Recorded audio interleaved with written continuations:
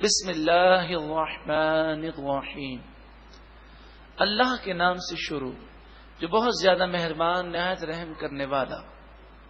الم نشرح لک صدرک، کیا ہم نے آپ کا سینہ نہ کھول دیا؟ یقیناً کھول دیا، اور آپ کو وہ علوم اور معارف عطا فرمائے کہ ساری مخلوق کا علم جمع کر دیا جائے تو نبی اکرم صلی اللہ علیہ وآلہ وسلم کے علوم کا ذرہ بھی وہ نہیں بن سکتا۔ وَوَضَعْنَا عَنْكَ وِزْرَكَ، اور ہم نے آپ سے آپ کا بوجھ دور کر دیا۔ الَّذِي أَنْقَضَ ظَهْرَكَ، وہ جس نے آپ کی کمر کو بوجھل کر دیا، یعنی تبلیغ دین کا بوجھ۔ آپ کو یہ خیال تھا کہ مجھ پر بہت بڑی ذمہ داری ڈالی گئی، یہ ذمہ داری مجھے پوری کرنی ہے، تو اللہ تبارک و تعالی نے آپ کے لیے آسانی فرما دے، اور یہ ذمہ داری آپ کے لیے پورا کرنا بہت آسان ہوا۔ وَرَفَعْنَا لَكَ ذِكْرَكَ، اور اے محبوب ہم نے آپ کے لیے آپ کا ذکر بلند کر دیا۔ اس آیت کریمہ کے نازل ہونے کے بعد جبریل امین نے عرض کیا کہ اللہ تعالی فرماتا ہے کہ اے محبوب آپ کا ذکر ہم نے اس قدر بلند کیا ہے کہ آپ کی تعظیم و محبت اور آپ کے ذکر کے بغیر میں اپنا ذکر بھی قبول نہیں کروں گا۔ اذان ہو، خطبہ ہو، نماز ہو، سب میں اللہ کے ذکر کے ساتھ ساتھ سرکار دو عالم صلی اللہ علیہ وسلم کا بھی ذکر ہے، یہاں تک کہ دعا اپنے لیے مانگی جائے اور دعا کے اول و آخر درود و سلام نہ پڑھے جائیں تو روایت میں آتا ہے وہ دعا بھی قبول نہیں ہوتی۔ ایک مرتبہ محبت کے ساتھ درود و سلام پڑھیں۔ اللہم صلی علی سیدنا مولانا محمد وعلی آل سیدنا مولانا محمد وبارک وسلم، صلاۃ و سلام علیک یا سیدی یا رسول اللہ، فإن مع العسر یسرا، تو بے شک ہر تنگی کے ساتھ آسانی ہے۔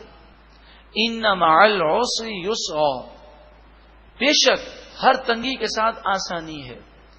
اس بات کو 2 دفعہ ریپیٹ کیا گیا، یہ تاکید کے لیے ہے، یعنی مراد یہ ہے، یہ بات یاد رکھو کہ جو مشکل ہے اس مشکل کے ساتھ ہی آسانی تمہارے ساتھ آ رہی ہے، مگر مسئلہ یہ ہے کہ آپ ایک منزل چڑھیں گے تو دوسری پہ جائیں گے نا، اسی مشکل میں حوصلے ہار دیں گے تو اگلی منزل پر کیسے جائیں گے؟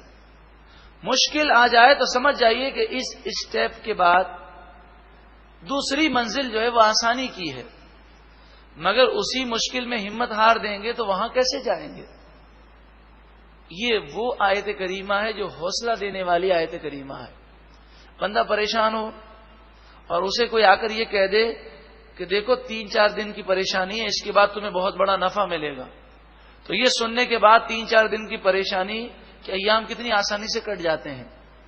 تو جب یہ ذہن بن جائے کہ ہر مشکل کے بعد آسانی ہے، اور جو مشکل آئی ہے اس کے بعد یقیناً آسانی ہے، تو مشکل کے ایام میں صبر مل جاتا ہے، اور جب صبر ملتا ہے تو اللہ تعالیٰ غیبی مدد فرماتا ہے۔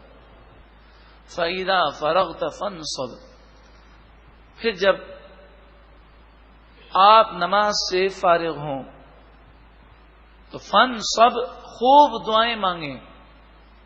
نماز کے فوراً بعد دعائیں مانگنا یہ بہت افضل ہے۔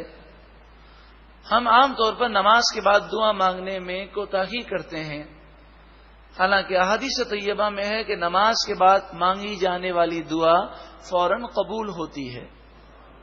وَإِلَىٰ رَبِّكَ فَارْغَب، اور اپنے رب کی طرف اپنے آپ کو فارغ کر لیجئے۔